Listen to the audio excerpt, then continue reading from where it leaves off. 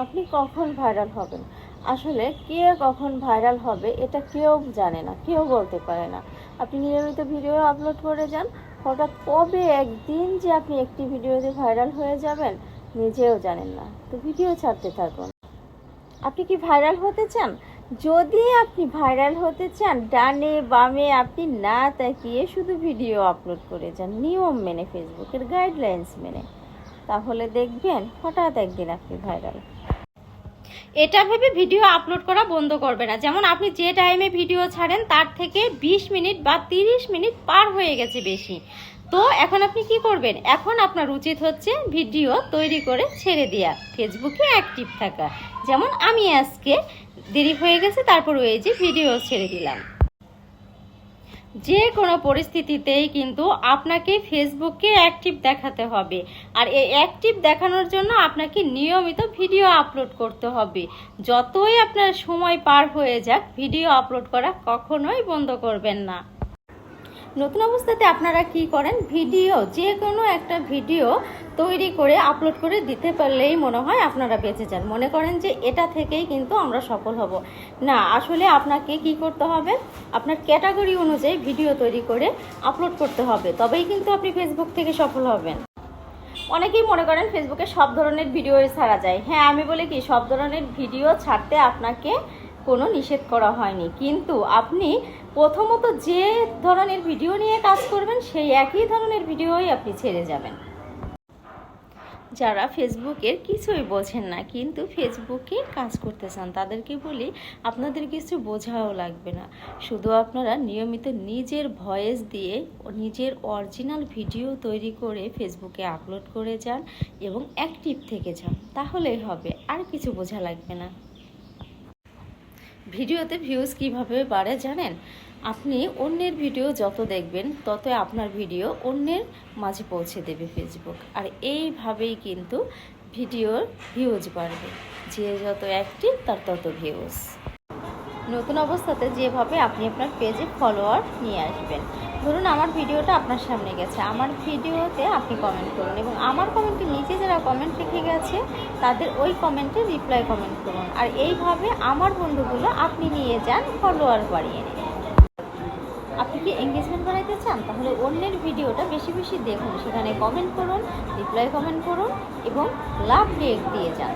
দেখবেন এইভাবে আপনার কিন্তু এঙ্গেজমেন্ট বেড়ে গেছে। এঙ্গেজমেন্টটা কিন্তু খুবই জরুরি।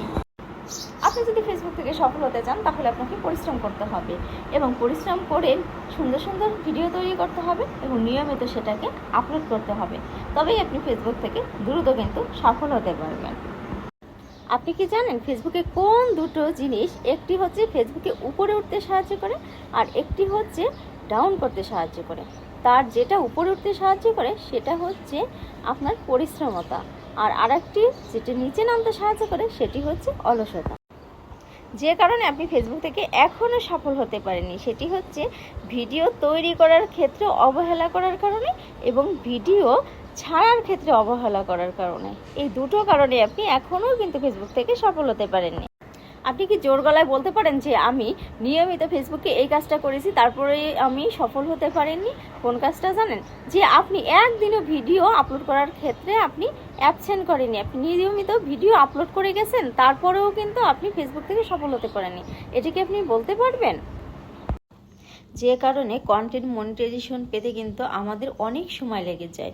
সেই কারণটা হচ্ছে, যেমন আমরা কিন্তু শুরুতে এক ধরনের ভিডিও ছাড়ি, দেখা যাচ্ছে 6 মাস পরে আমরা অন্য ধরনের ভিডিও ছাড়ি। আর এইভাবেই কিন্তু আমাদের কন্টেন্ট মনিটাইজেশন সেট আপটা পেতে 1 বছর 2 বছর 3 বছরও সময় কিন্তু লেগে যায়।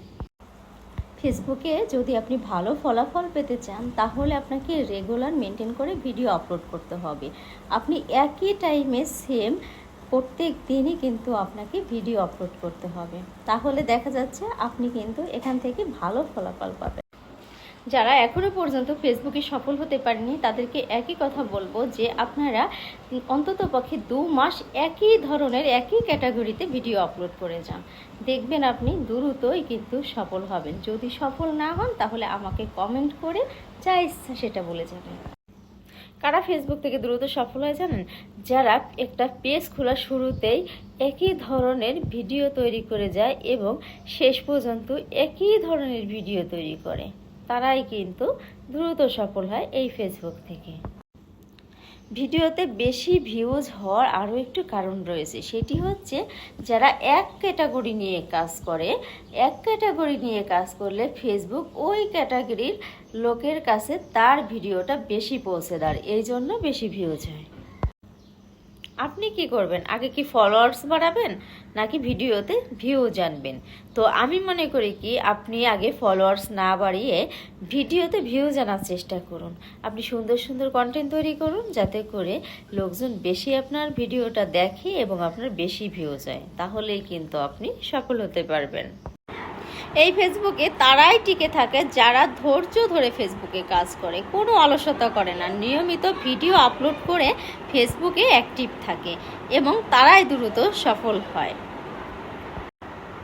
যারা ফেসবুকে কাজ করছেন তাদেরকে বলবো, আপনারা ফেসবুকে কাজ শুরু করার আগে সিলেক্ট করবেন যে আপনারা কোন বিষয় নিয়ে ফেসবুকে ভিডিও তৈরি করবেন। আপনি প্রথম থেকে যে বিষয় নিয়ে ভিডিও তৈরি করবেন সেই বিষয় নিয়েই কিন্তু ভিডিও তৈরি করে ছাড়ার চেষ্টা করবেন, তবেই কিন্তু আপনি ফেসবুকে দ্রুত সফল হবেন।